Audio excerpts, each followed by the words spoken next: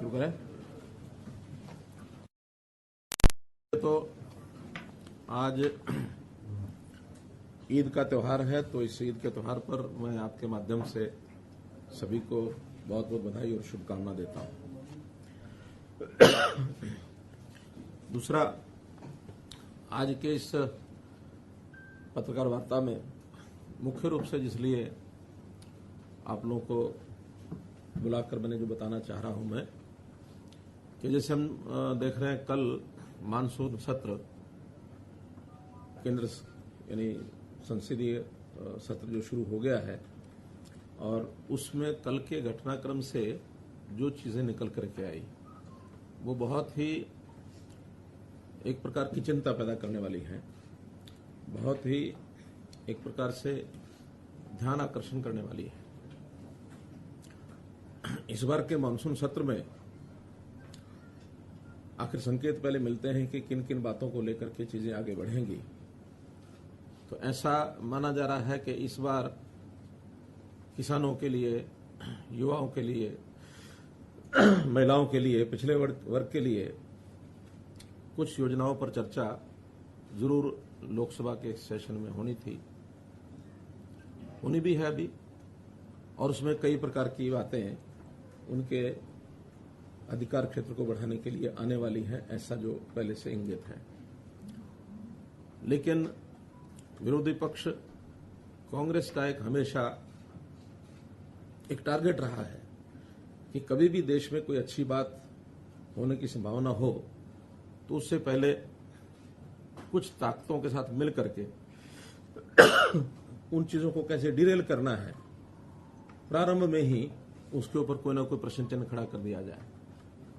तो जिस प्रकार कल उन्होंने ये सब किया है कि एक कंपनी है पेगासस, जिसकी मदर कंपनी NSO है, उनके माध्यम से जो जासूसी और फोन टेपिंग की बात चलाई गई है, वास्तव में तो कांग्रेस का एक चरित्र रहा है कि जैसे वो खुद हैं ऐसा ही वो सबके ऊपर लांछन लगाने की बातें करते हैं, क्योंकि उनका इतिहास भरा पड़ा है। जब अपने यूपीए के कार्यकाल में ये सब वो करते रहे, न केवल विपक्षी दल के लोगों के साथ, बल्कि उनका तो अपना घर भी इन चीजों से भरा हुआ है कि अपने ही लोगों की फोन टेपिंग, अपने ही लोगों की जासूसी, ये सब वो कराते रहे हैं। उनको लगता है कि शायद सभी ऐसा करते होंगे, जबकि हमारी सरकार का किसी प्रकार का दूर दूर तक इसके साथ कोई लेना देना नहीं है। और उनके यहाँ का इतिहास तो ये है कि आपको ध्यान में होगा, एक बार उस समय के वित्त मंत्री प्रणब मुखर्जी ने, जो उस समय के गृह मंत्री थे पी चिदम्बरम, उनके खिलाफ कितना एक सीरियस, एक खतरनाक पत्र लिखा था कि गृह मंत्री वित्त मंत्री के फोन टेपिंग करा रहे हैं।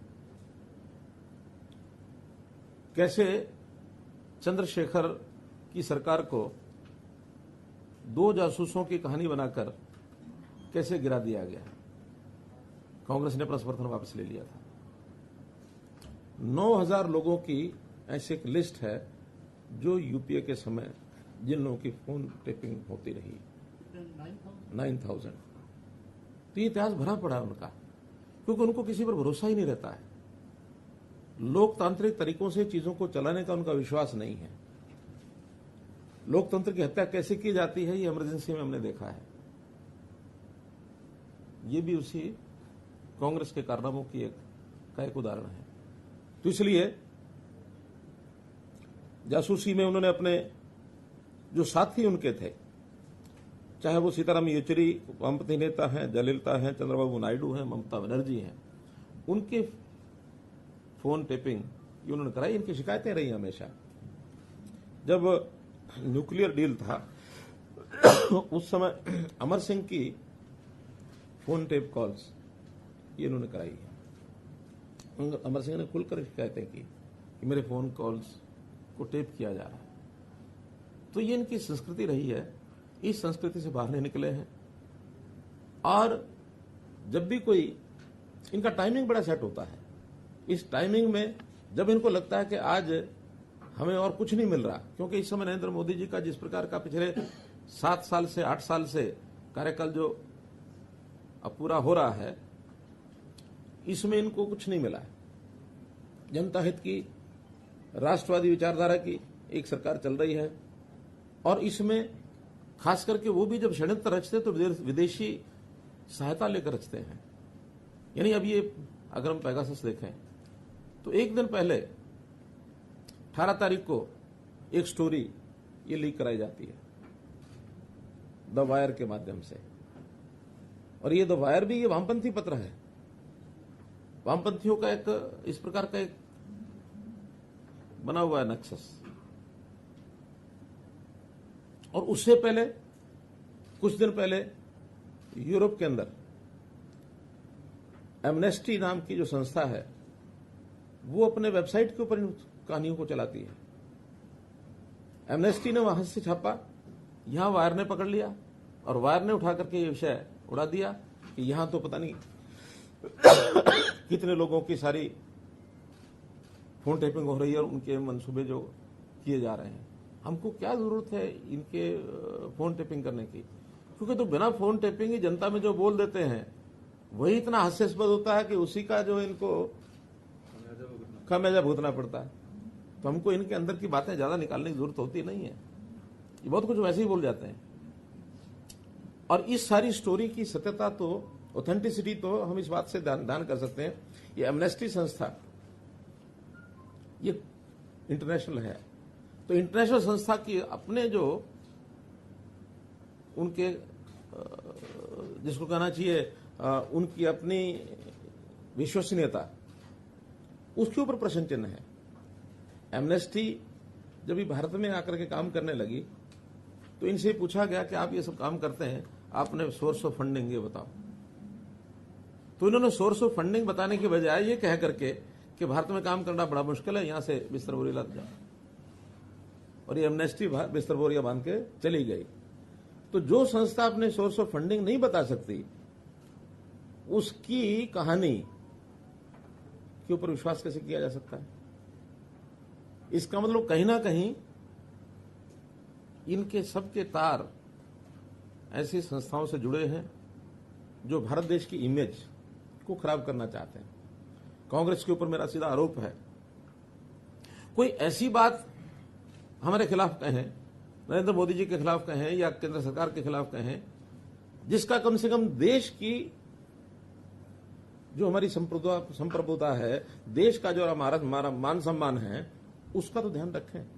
कोई अपने देश के अंदर की कोई बातें कह करके अगर कोई आलोचना होती है तो हम सहन भी करते हैं, कोई दिक्कत नहीं है। लेकिन जिन बातों को लेकर के हमारे देश की इमेज विदेशों में घटती है, ऐसी चीजों से इनको सावधान रहना चाहिए। इस प्रकार के खेल ना खेलें, वरना देश का अहित होगा, हमारे बारे में विश्वसनीयता ये घटेगी। आज देश दुनिया में किसी एक लेवल पर पहुंचा है, वो मोदी जी की नीतियों के कारण से, एनडीए की नीतियों के कारण से हम लोग कहीं पहुंचे हैं।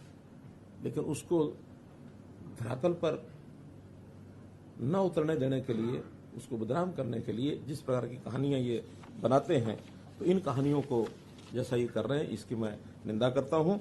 और कुल मिलाकर के देश की जनता इन बातों को ध्यान रखेगी कि ऐसे किसी विदेशी संस्था के साथ कांग्रेस जो षड्यंत्र करके जिस प्रकार का ये फोन टेपिंग कंट्रोवर्सी को इन्होंने उछाला है, ये सिस्टमेटिक तरीके से भारत की प्रतिष्ठा को चोट पहुंचाने का ये काम है। इसकी निंदा हम सब करते हैं। इतनी ही बात आज की इस प्रेस कॉन्फ्रेंस में मुझे आपके सामने रखनी थी। जो आप ये चिंता बता रहे हैं, ये आपके पास आधिकारिक सूचना भारत सरकार से आई है या फिर क्योंकि इंटरनेशनल और नेशनल इशू चल रहा है, तो आपके पास हमारे पास अपना जो सूचना है, जो जिस अधिकार से आप कह रहे हैं कि ये सब षड्यंत्र रच रहे हैं, ये पॉलिटिकल स्टेटमेंट भी हो सकता है, चीफ मिनिस्टर का आधिकारिक बयान भी हो सकता है, तो इसका आधार क्या है? ये आधिकारिक बयान है। जब से कल ये सारा लोकसभा विषय उठा है, मैं इसके ऊपर 10 घंटे लगातार मैंने लगाए हैं। मेरी जानकारियां ऑथेंटिक जानकारियां हैं, ये सरकार की एजेंसियों के माध्यम से भी जानकारियां हैं, ये वेबसाइट के माध्यम से भी जानकारियां हैं, ये मीडिया के माध्यम से भी जानकारियां हैं।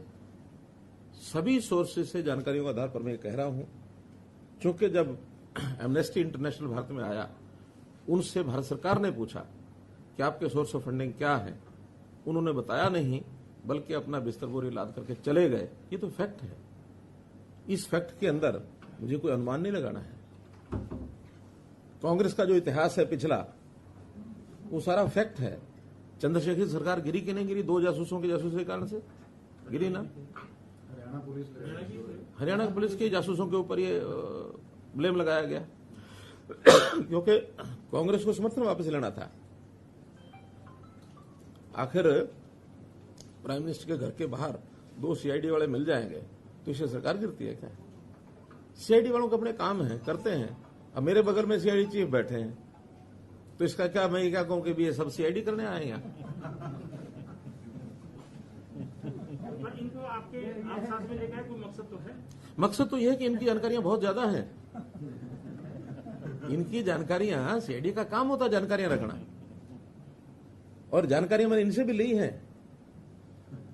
ये भी पहले आईबी में ही थे। यही मैं जानना चाह रहा था जी। नहीं, उसमें मुझे आपत्ति नहीं है बताने में। जो फैक्ट्स हैं वो फैक्ट्स हैं, और ये सारी जानकारियां हम सामान्य व्यक्तियों की बजाय जो प्रोफेशनल इंस्टीट्यूशंस हैं वो ज्यादा जानकारी रखते हैं, हमसे ज्यादा रखते हैं। इनका काम है ये। आपने कहा कि 10 घंटे अध्ययन किया, जो उसमें नाम आया उसमें कुछ आपकी पार्टी के नेताओं के भी नाम है, तो देखिए इस तरह के आरोपों का क्या है? विपक्ष की जासूसी कराया। देखिए ये जो एजेंसियां होती हैं जो इस प्रकार के खुफिया तंत्र के सॉफ्टवेयर बनाती हैं, उन्होंने एक सॉफ्टवेयर बनाया हुआ है। वो सॉफ्टवेयर दुनिया को बेचते हैं। किसको बेचते हैं, किसको नहीं बेचते हैं, उनका अपना इंटरनल मामला। कौन खरीदता है, कौन नहीं खरीदता, ये खरीदने वाले का मामला है। क्या उनका हेतु होता है, ये उनका मामला है। लेकिन उसके अंदर बहुत से जो उनका डाटा बनता है टेलीफोन नंबर्स का, पता नहीं, हो सकता मेरा भी टेलीफोन नंबर उसमें हो, आप लोगों का भी किसी में हो। तो डाटा बेस जो होता है फोन नंबर्स का, वो जो 50,000 फोन नंबर्स जो रिलीज किए गए हैं, वो उनके हो सकता है टारगेट रहे हों, लेकिन वो टारगेट किसने बनाया और कौन सी कंपनी ने कहां से जाके लिए, और वो सारे कोई उनके ऊपर कोई स्पाईवेयर काम किया क्या नहीं किया, ये कहीं कोई प्रमाण नहीं है। मेरा फोन भी है, मैं भी सावधानी से ही अपनी बात करूंगा, क्योंकि हो सकता है मेरे फोन भी कहीं ना कहीं किसी ने लगा रखा हो। दुनिया में बहुत सी ऐसी एजेंसीज हैं जो इस प्रकार के जासूसी काम करते हैं, दुनिया में है। लेकिन हमारा उसमें क्या रोल है? हम तो हो सकता है स्वयं उसमें फंसते हों, लेकिन हमारा इसमें रोल नहीं है। अगर कोई जासूसी कंपनी ने कोई 50,000 नंबर आउट किए हैं, तो ये वो कंपनी अपने रिसर्च सेंटर में बताएगी कि क्या है क्या नहीं है। ये शोर तो यही मच रहा है सर कि ये जो पेगासस का जो सॉफ्टवेयर है वो केवल सरकार को ही बेचते हैं, प्राइवेट नहीं, प्राइवेट एजेंसियां भी लेती हैं उनसे। हाँ, वो भी लेती हैं। अब ये हो सकता है कि प्राइवेट एजेंसियां उनसे प्राइवेट तरीके से लेती हों, डिक्लेयर ना करती हों, क्योंकि बनाने वाली जब एजेंसी प्राइवेट है, ये कौन सी सरकारी है? नहीं, हमारे पास इसकी कोई जानकारी नहीं है। लेकिन अगर किसी के नंबर किसी प्राइवेट एजेंसी ने ले रखे होंगे और हमारे पास कोई शिकायत आएगी तो हम ढूंढ जरूर देंगे। हमारे पास कोई शिकायत आए तो हमारे पास इतने सिस्टम हैं कि उसको ढूंढ जरूर देंगे।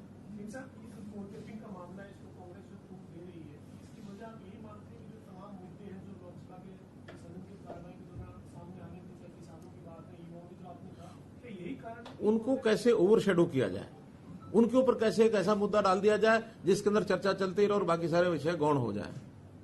मुख्यमंत्री जी, दुनिया के 17 मीडिया ऑर्गेनाइजेशन ने मिलकर ये पेगासस प्रोजेक्ट पर काम किया है।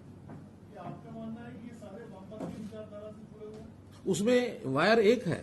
हाँ, वायर एक है। तो वायर वामपंथी है, आप सिद्ध कर लीजिए। वाशिंगटन पोस्ट, द गार्जियन, सब ऐसी ऐसी संस्थाओं से जुड़े हुए हैं जिन संस्थाओं का किसी देश के साथ कोई लगाव नहीं है। ये सब अपने अपने तरीके से ये काम करने वाली संस्थाएं हैं। ये कोई देशभक्ति या देश के प्रति प्यार रखने वाली संस्थाएं नहीं है। सवाल ये है कि लोकसभा से पहले क्यों आते हैं?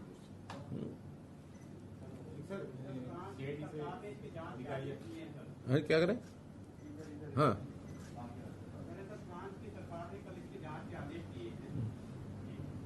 सरकार ने फ्रांस की सरकार ने तो करे ना फ्रांस की सरकार जांच करे और जांच के तथ्य जो सामने आएंगे उसके बारे में अपनी टिप्पणी करेंगे कि हाँ सरकार ने किस मंसूबे से की है। क्योंकि कोई दूसरा देश किसी दूसरे देश के बारे में कोई बात टिप्पणी करता है और कोई जांच कराता है, उसका भी अपना कोई मंसूबा हो सकता है।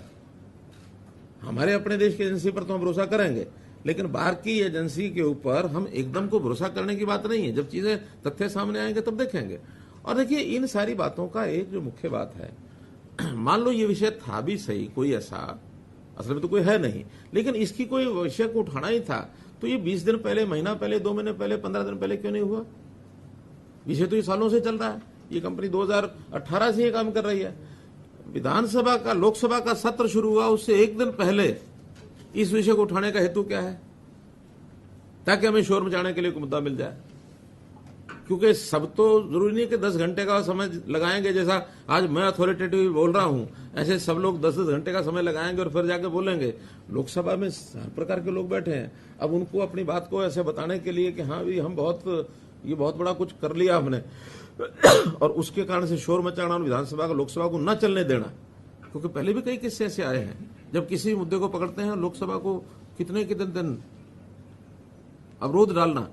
ये जो अवरोधक है ये वास्तव में देश की प्रगति में अवरोध पैदा करते हैं। ये सरकार चलाने में अवरोध पैदा नहीं कर रहे हैं, देश की प्रोग्रेस में अवरोध पैदा कर रहे हैं। इसी मुद्दे को लेकर कांग्रेस जो है वो देश भर में प्रदर्शन करने जा रही है।